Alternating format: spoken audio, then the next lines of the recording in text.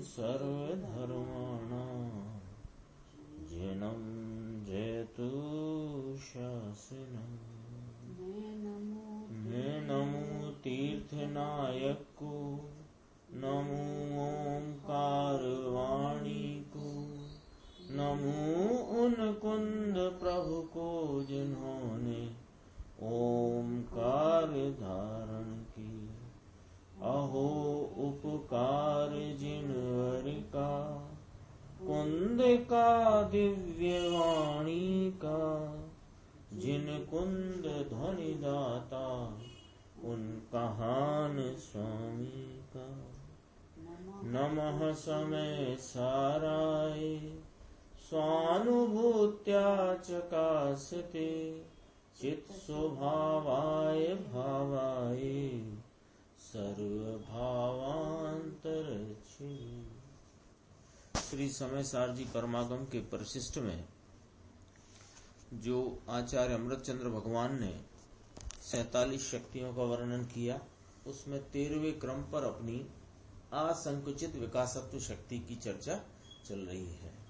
उसमें आचार्य भगवान कहते हैं कि क्षेत्र और काल की मर्यादा बिना जो असंकुचित विकासत्व स्वरूप चिद्विलास है, यानी जिसमें ऐसा चिद्विलास इस जीव का स्वभाव है।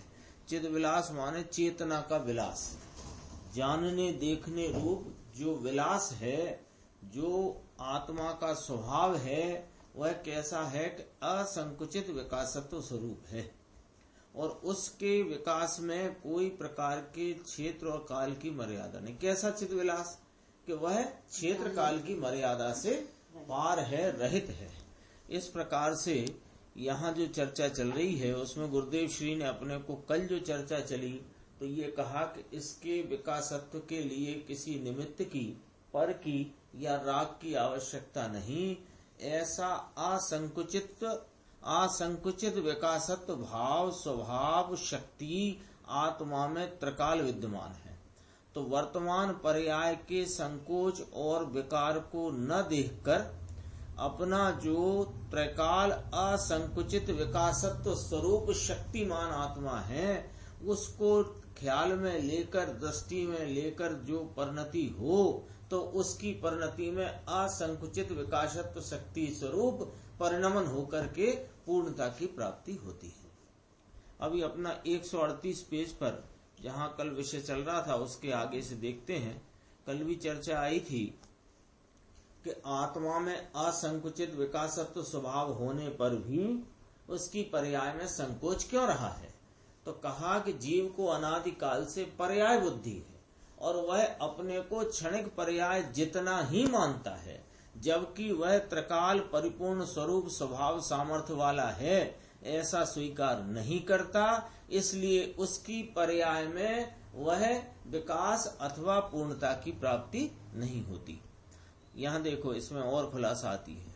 जीव की पर्याय में अनादि से जो संकोच है वह किसी पर के कारण नहीं है, परंतु अपनी ही पर्याय में भूल के कारण है।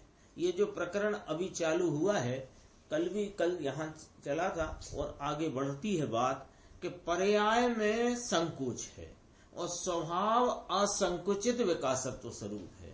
तो ये बात अपने सामने है कि पर्याय में देखा जाए तो संकोच दिखाई देता है, अल्पता है, अपूर्णता है, विकार है, और स्वभाव त्रिकाल विकार से, संकोच से, अपूर्णता से रहित परिपूर्ण और अपार सामर्थ्य वाला है। तो ये दो बातें हैं। इन दो बातों में करें क्या कि तुमने अनादि से पर्याय में वर्तते संकोच को देखा और इतना ही मैं हूं, इसको छोड़कर अपना जो त्रिकाल सामर्थ्य है उस पर दृष्टि करें तो पर्याय में विकास शुरू हो जाता है। ये वाली चर्चा यहाँ बहुत गंभीर, कम से कम 2 पेज तक है। अपन आराम से इसको देखते हैं। देखो, जीव की पर्याय में अनादि से जो संकोच है वह किसी पर के कारण नहीं है, परंतु अपनी ही पर्याय में भूल के कारण है।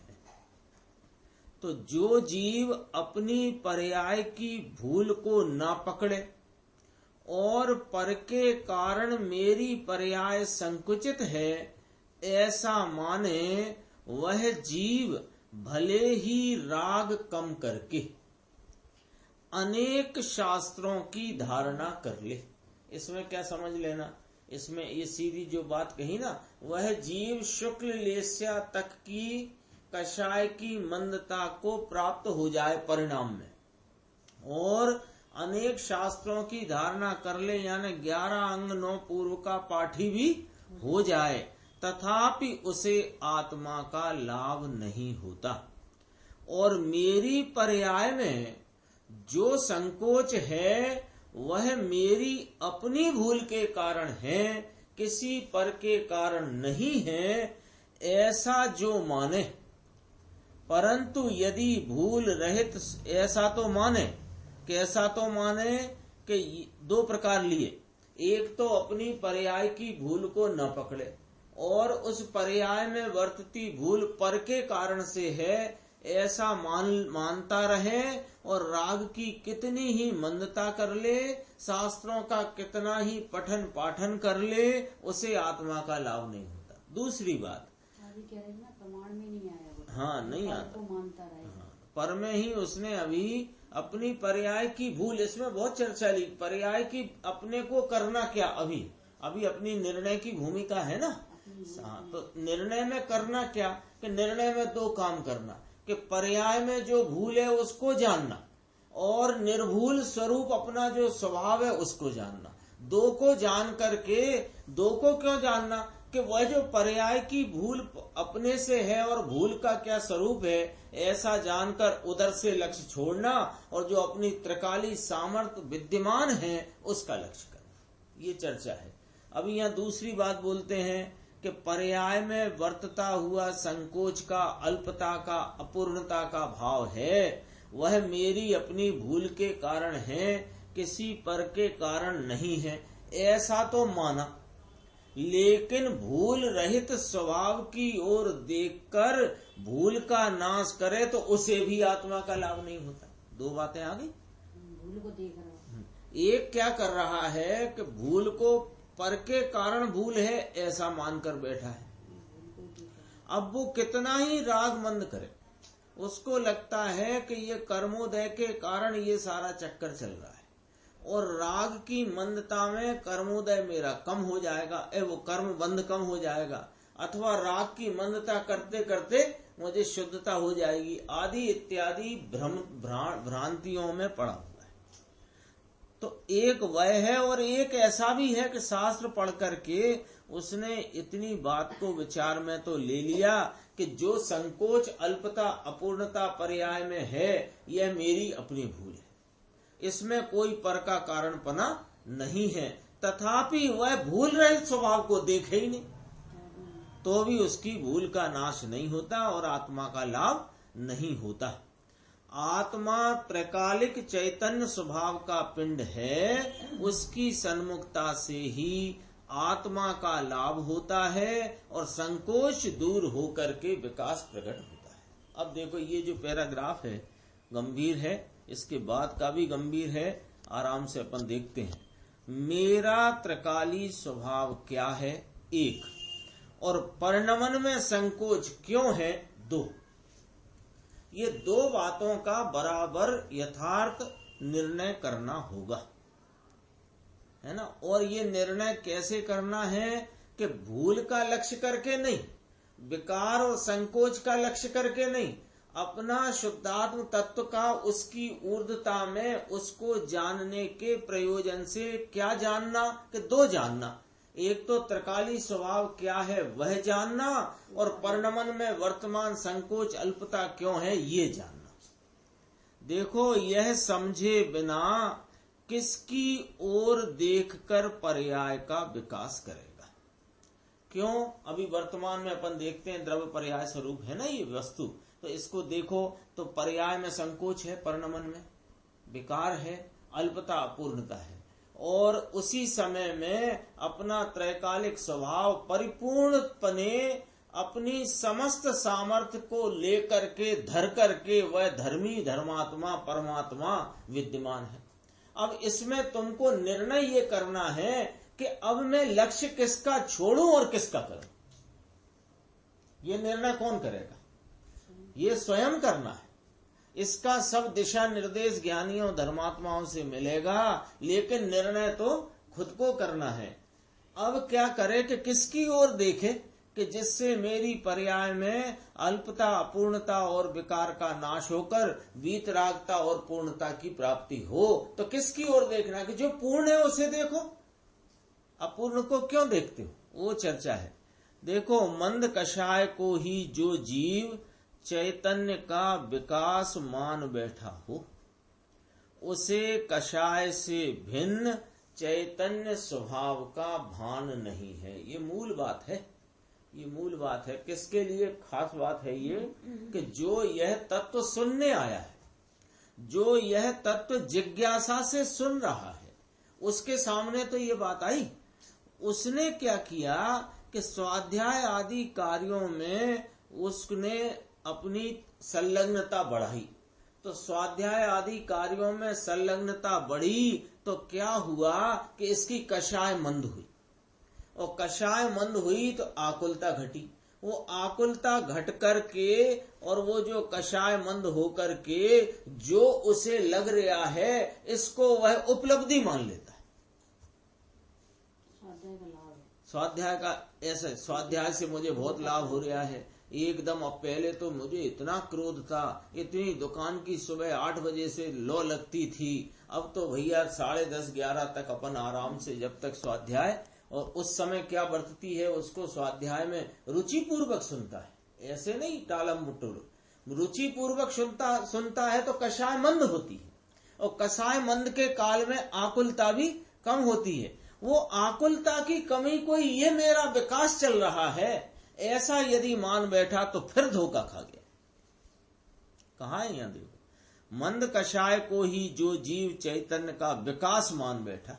कषाय मंद हो गई ना, पहले बहुत इधर उधर की वृत्तियों में था, दुकानदारी खाना कमाने में था, अब थोड़ा सा परिवर्तन आया, खाने कमाने की गिरदता भी घट गई, और स्वाध्याय में और भगवान की भक्ति में इस प्रकार जो उपयोग लगने लगा, तो वहां कषाय मंद हो गई। मंद होकर के मान बैठा कि ये मेरा विकास हो गया है,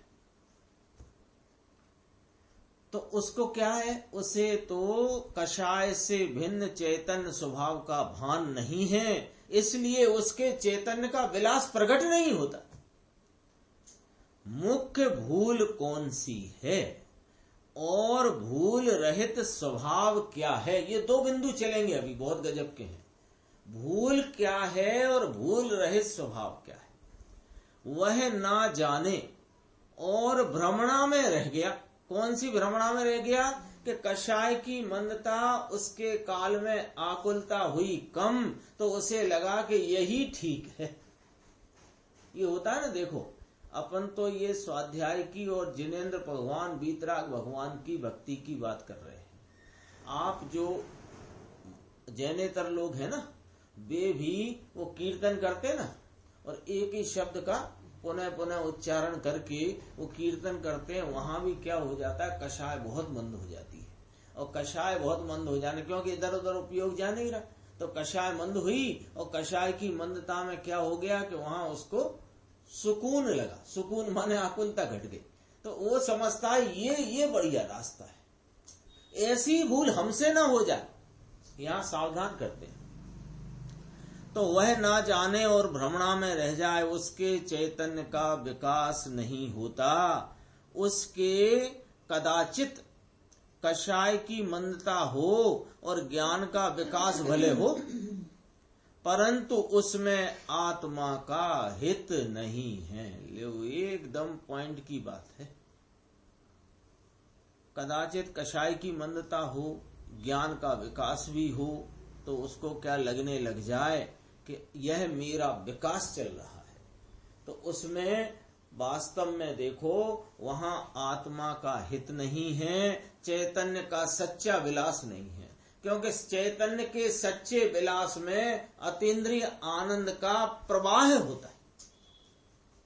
और वह अतीन्द्रिय आनंद की धारा एक बार जो अतीन्द्रिय आनंद परिणति में प्रगटा, उसका आस्वादन हुआ, वो धारा निरंतर चलती है। उसे चैतन्य का सच्चा विलास नहीं है। चैतन्य के विलास की अतीन्द्रिय मौज, तो मौज माने आनंद, तो वह तो परम अद्भुत है। ये कषाय की मंदता में जो आकुलता की हीनता हुई, वो इंद्रिय वाले खाते का है, अतीन्द्रिय जाति का वह नहीं है। कोई जीव, ये अपने को भूल का रह जाती है, वहां पर अपने को इंगित कर रहे हैं गुरुदेव श्री। कोई जीव ज्ञान विकास के बल से यह मन में धारणा भी कर ले, परंतु आत्मा की पर्याय में जो अपनी भूल है वह ना समझकर मात्र पर सन्मुख ज्ञान के विकास से अन्य अनेक बातें जानता हो तो भी उसकी भूल दूर नहीं होगी। ये क्या कहते हो साहब? देखना, बराबर पढ़ना इसको।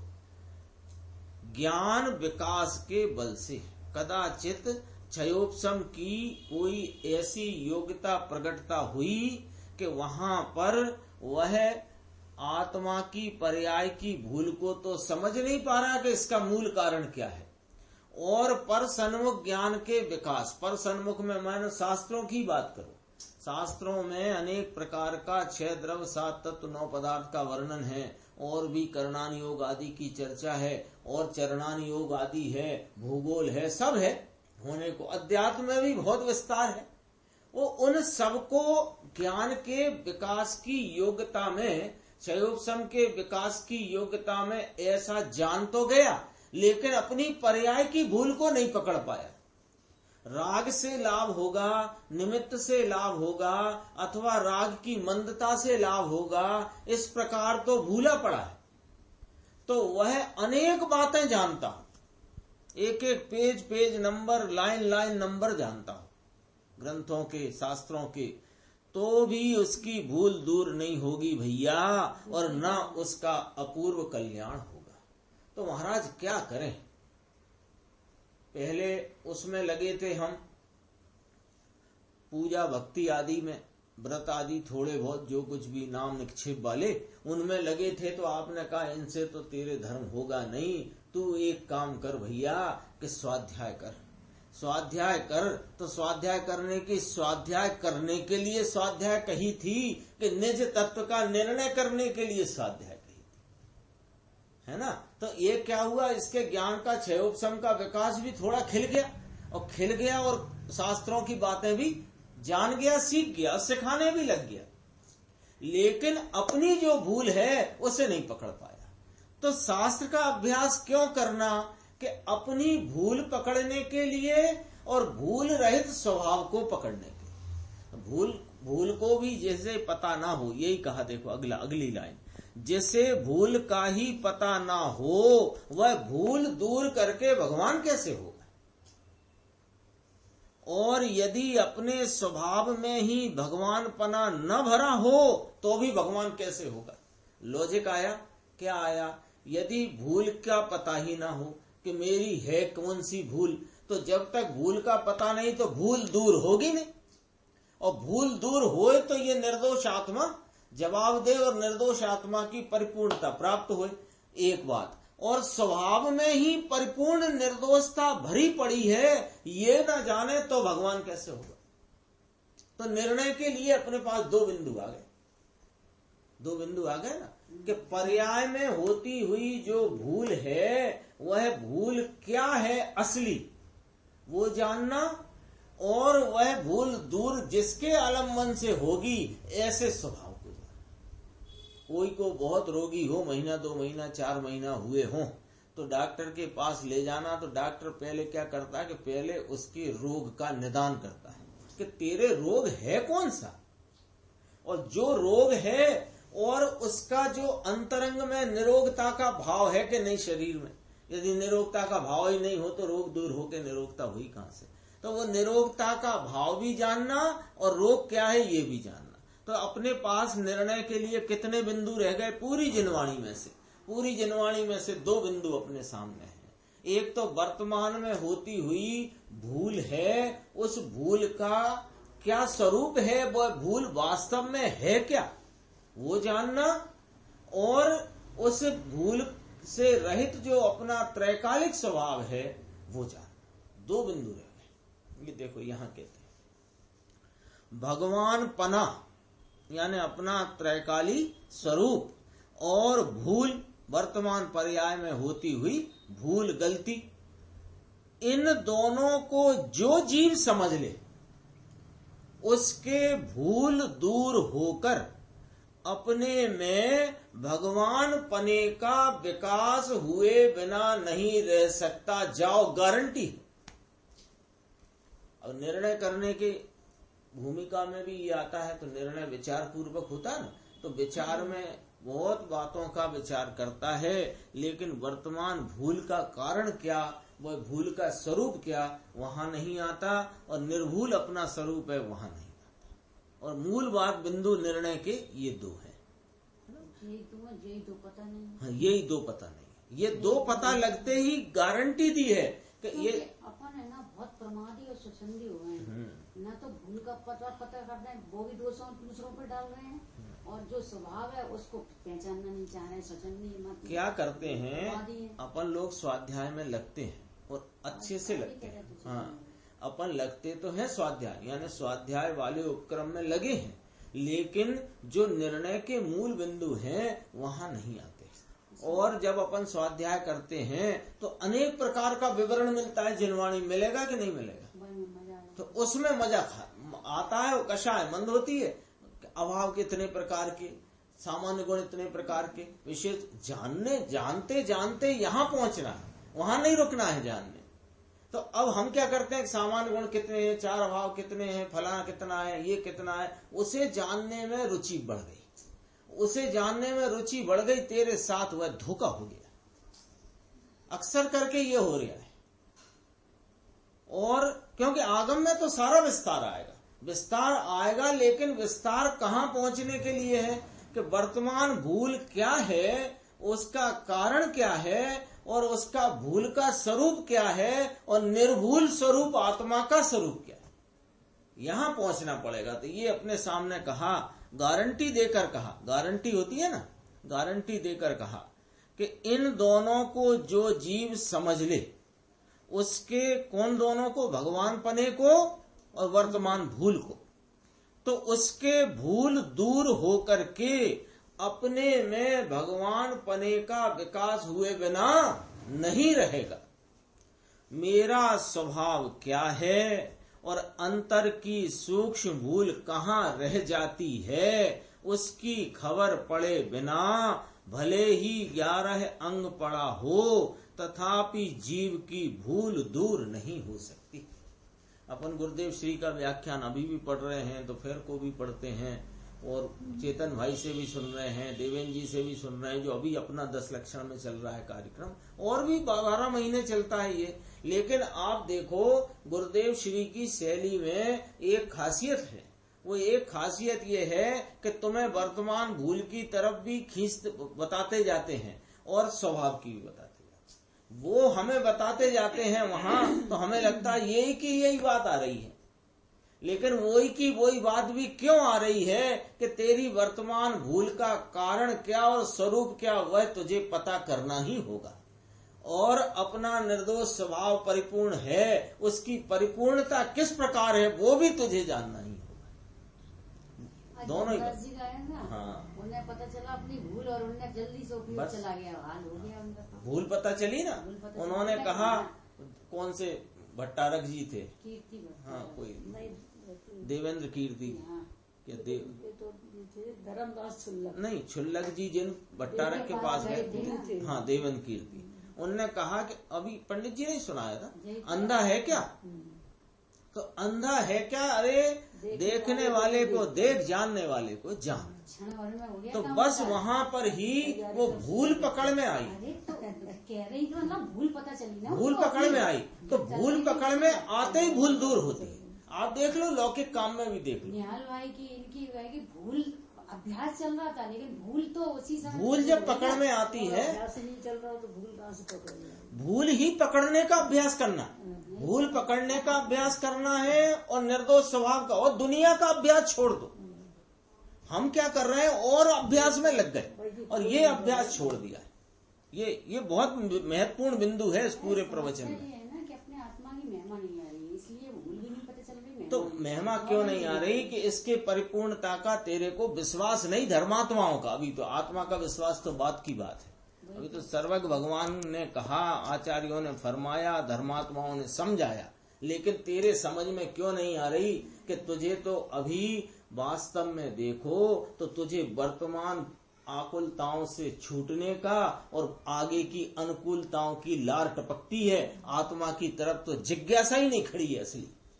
देखो क्या कहते हैं, अंतर की सूक्ष्म भूल कहाँ है और मेरा स्वभाव क्या है, ये भूल कहाँ रह जाती है, उसकी खबर पड़े बिना, उसका कारण क्या, भूल क्या, ये खबर पड़े बिना भले ही 11 अंग पड़ा हो, तथापि जीव की भूल दूर नहीं हो सकती।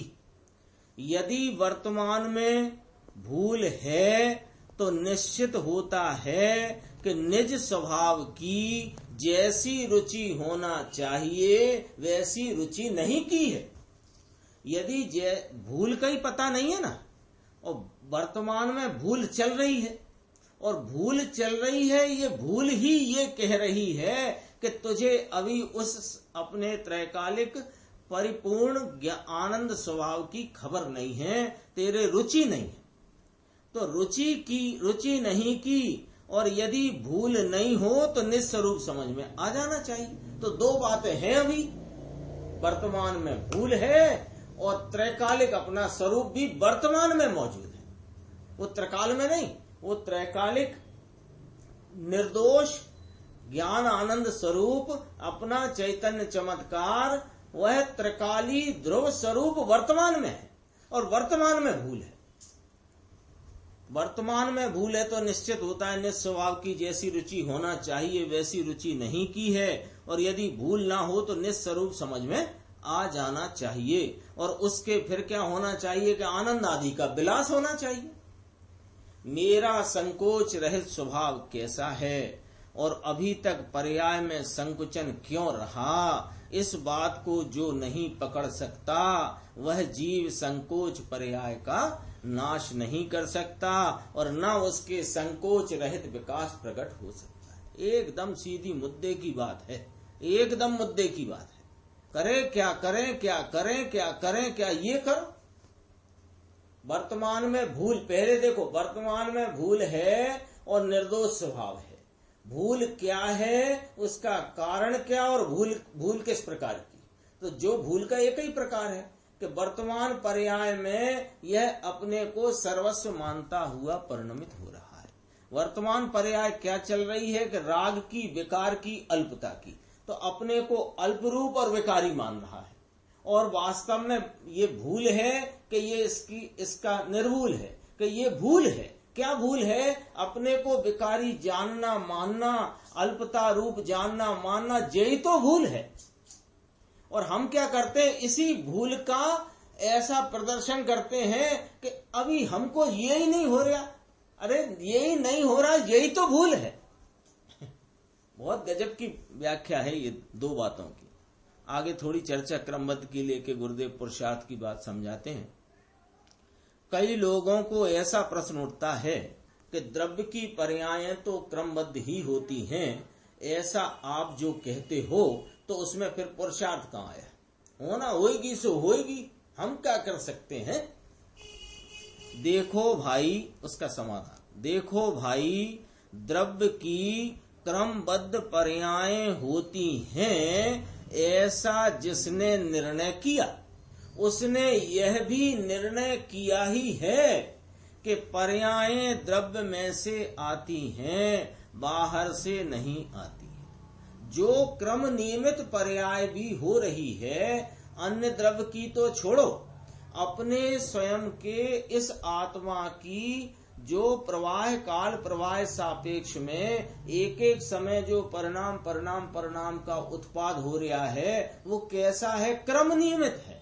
तो जब तुमने क्रम नियमितता का निर्णय किया तो वो क्रम नियमितता में ये भी निर्णय हुआ ना कि बाहर से नहीं आती। इसकी चर्चा आज पंडित जी ने संदर्भ लिया था, जो 139 नंबर का प्रवचन चल रहा था, उसकी आज काफी चर्चा पंडित जी ने अपने को याद दिलाई। उनके करीब 50 मिनट के व्याख्यान में वही चला। अलिंग ग्रहण के बोलों की भी चर्चा की, कारण शुद्ध पर्याय की भी चर्चा की, और पर्याय के प्रदेश की भिन्नता किस प्रकार है, आश्रम के प्रदेश और आत्मा के प्रदेश किस प्रकार भिन्न है, बहुत गंभीर चर्चा है। अपन कल उसी प्रवचन को यहाँ अपने जो आधा घंटा चलता है 8:45 बजे वही सुनेंगे। देखो, पर्याय द्रव्य में से आती, ये विषय भी आया है उसी में, इसलिए बाहर से नहीं आती है। इसलिए ऐसा निर्णय करने वाले की दृष्टि अब कहाँ जाएगी।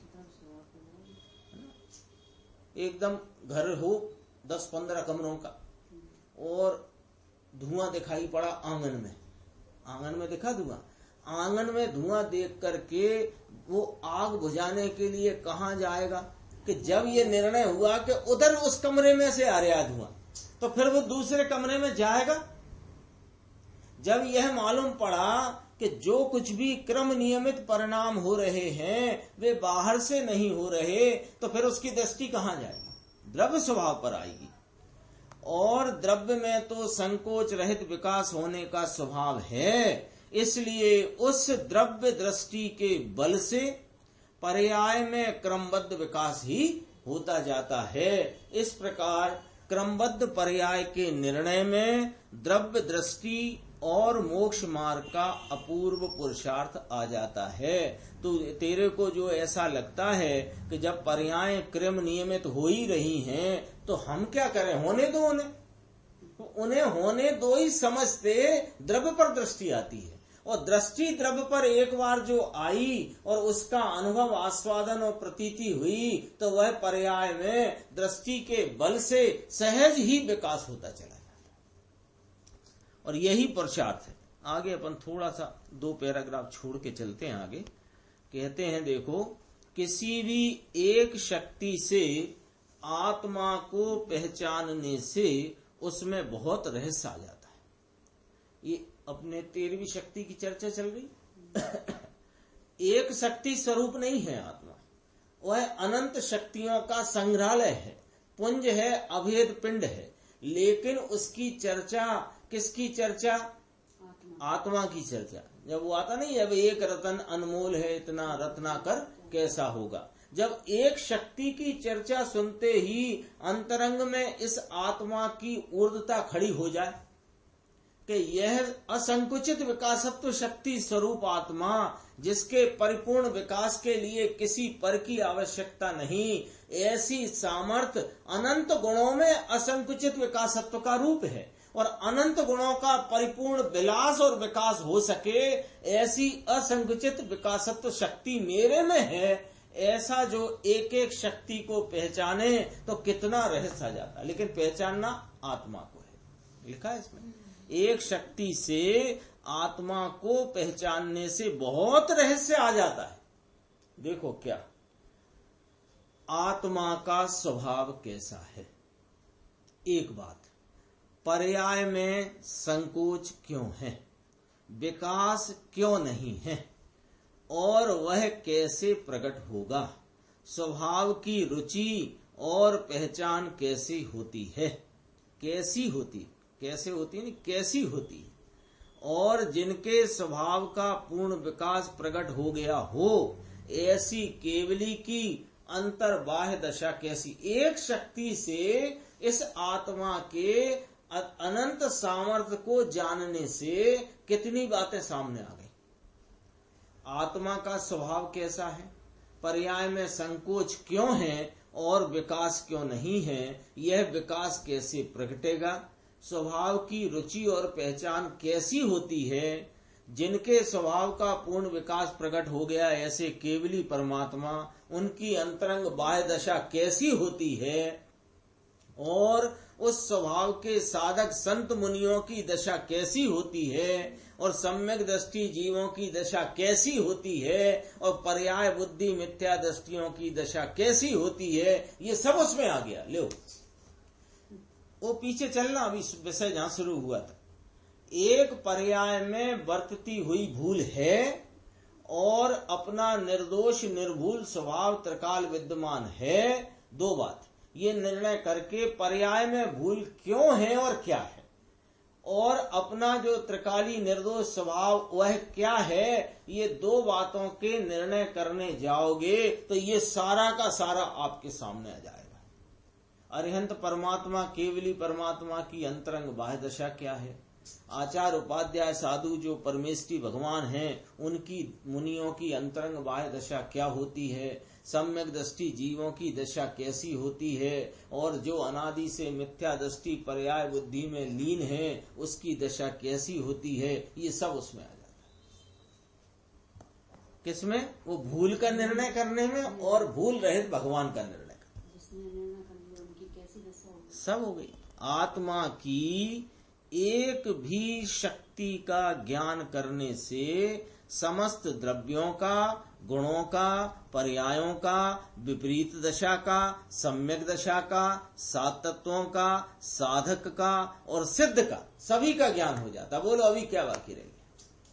लेकिन इनका ज्ञान करने जाओगे ऐसा मत करना, ऐसा यहां पर अपने को समझाते हैं। तुम क्या करना कि वर्तमान पर्याय मेरी भूल वाली है और मेरा स्वभाव बिना भूल वाला है, इतना पहले स्वीकार करना। और भूल क्या है, वो क्यों हो रही है और क्या भूल है, और भूल रहित भगवान क्या है, ये दो बातें निर्णय करने के लिए निकलना स्वाध्याय के इस कार्यक्रम में। तो वो दो बातें निर्णय करने जाओगे तो केवली परमात्मा की दशा, साधु संतों की दशा, सम्यक दृष्टि की दशा, मिथ्या दृष्टि की दशा, सात तत्वों का स्वरूप, छह द्रव्यों का स्वरूप, नौ पदार्थ का स्वरूप, सम्यक दशा का स्वरूप, मिथ्या दशा का स्वरूप, साधक दशा का स्वरूप, साध्य दशा का स्वरूप, सब तेरे सामने आ जाए। तरकीब क्या लगाना? इसके निर्णय के लिए स्वाध्याय करना। चैतन्य का अपार विलास प्रकट करके निरंतर अतीन्द्रिय आनंद की मौज करे, ऐसा अनादि अनंत त्रिकाल गुण आत्मा में है। अविनाशी चैतन्य तत्व का विकास किसके आश्रय से प्रकट होता है? प्रश्नवाचक। क्या नाश होने योग्य ऐसे शुभ विकल्प रूप व्यवहार के आश्रय से होता है, अथवा कि संयोग के आश्रय से होता है, अथवा कि क्षणिक पर्याय के आश्रय से अविनाशी चैतन्य तत्व का विकास होता है? तो कहते हैं भैया ये शुभ विकल्प रूप व्यवहार के आश्रय से इस त्रिकाली चैतन्य स्वरूप का विकास नहीं होता है। तो कैसे होता है कि संयोग निमित्त देव गुरु शास के आश्रय से होता है कि नहीं होता है? तो क्या क्षणिक पर्याय जो वर्तती है उसके आश्रय से होता है कि उससे भी नहीं होता है?